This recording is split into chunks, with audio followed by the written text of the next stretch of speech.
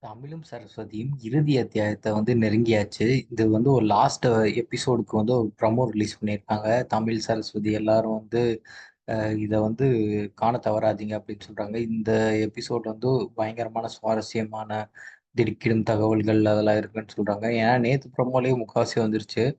ஆம், அ- அர்ஜுனோட அம்மா சோத்துல விஷத்தை வச்சிடுறாங்க. அதுக்கப்புறம் ஒய்ஃபை ரூம்ல அடைச்சு வச்சிடுறாங்க. குழந்தையும் கூட்டு போயிடுறாரு. போலீஸ் ஸ்டேஷன் வரைக்கும் இந்த பிரச்சனை போயிடுது.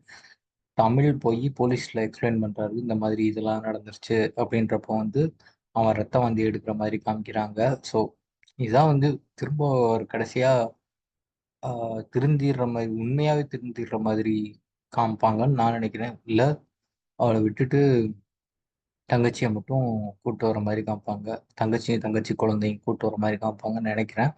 பட் இது இறுதி அத்தியாயத்தை நெருங்கிருச்சு.